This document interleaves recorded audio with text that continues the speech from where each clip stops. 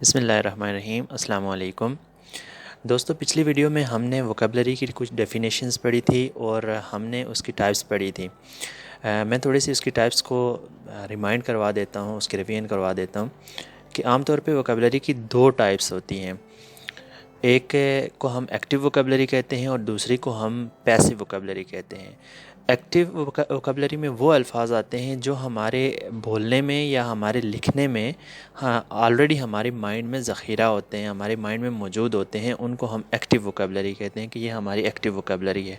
लेकिन ऐसे अल्फाज जो हमारे सुनने में या हमारे पढ़ने में हमारे काम आते हैं और जिनको पढ़कर हम किसी बात को समझते हैं या जिनको सुनकर हम कोई बात समझते हैं, जो ऑलरेडी हमारे जहन में मौजूद होते हैं, उनको हम कहते हैं कि ये पैसिव वोकेबलरी है।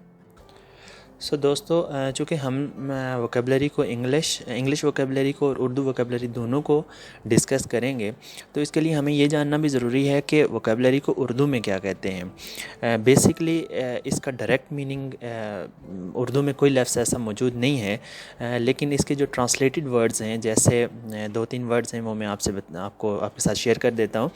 पहला जो वोकेबलरी को उर्दू में कहा जाता है वो है फ़रंग। फ़रंग एक उर्दू का लफ्ज़ है जिसे हम वोकेबलरी के हममानी अल्फाज में लेते हैं।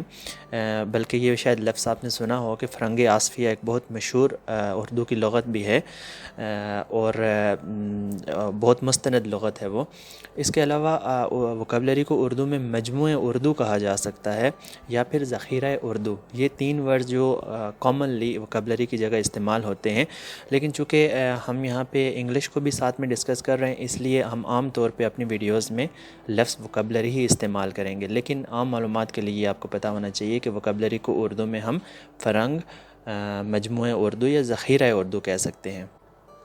जब भी हम वोकेबलरी का ज़िक्र करते हैं तो सबसे पहले हमारे जहन में उठने वाला सवाल ये होता है कि हम अपनी वोकेबलरी को कैसे बढ़ाएंगे, इसको इम्प्रूव कैसे करेंगे, इसको बिल्डअप कैसे करेंगे। How to improve our vocabulary, कि हम इस पे कैसे काम कर सकते हैं। और ये सबसे इम्पॉर्टेंट क्वेश्चन है। जब ये सवाल आपके जहन में पैदा होगा तो उसके बाद आप इस पे काम करना शुरू होंगे। तो इसके लिए बहुत सारे तरीके हैं, लेकिन आम तौर पे तीन जो मेन चीज़ें हैं जो वोकेबलरी को बिल्डअप करने के लिए, उसको इम्प्रूव करने के लिए, इन तीन चीज़ों की हमें सबसे ज़्यादा ज़रूरत पड़ती है। सबसे पहली चीज़ है सोर्स, जिसे हम ज़राए कहते हैं कि किन ज़राए के साथ, किन सोर्सेज़ के साथ हम वोकेबलरी को इम्प्रूव कर सकते हैं।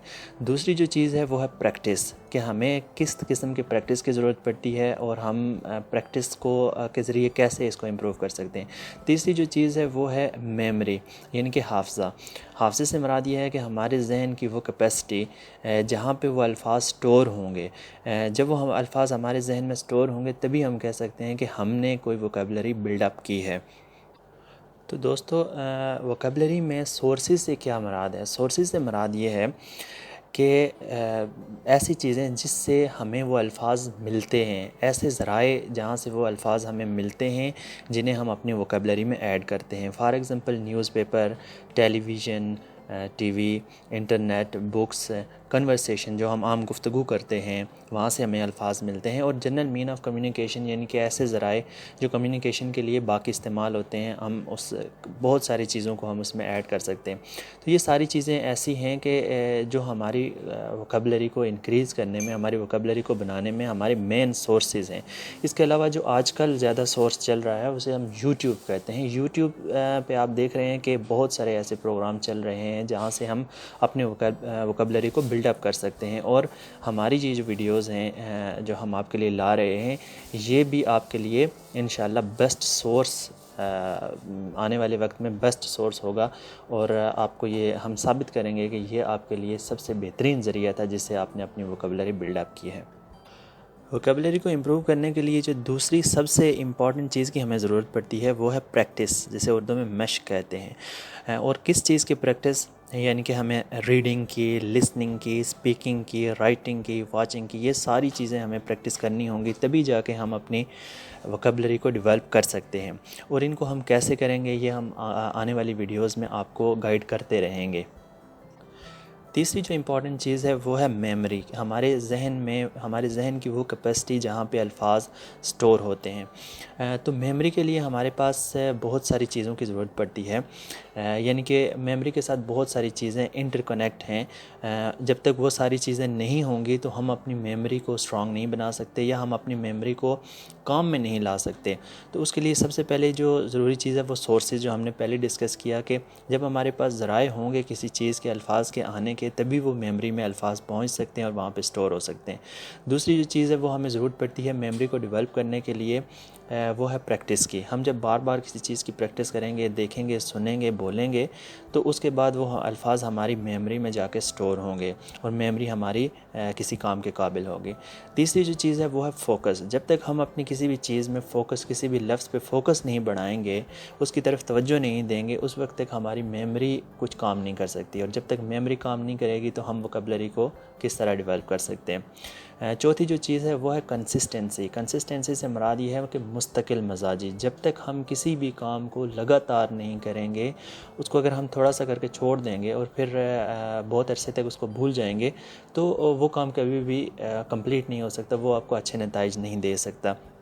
کسی بھی کام سے اچھے نتائج حاصل کرنے کے لیے سب سے امپورٹنٹ چیز ہوتی ہے کنسسٹنسی.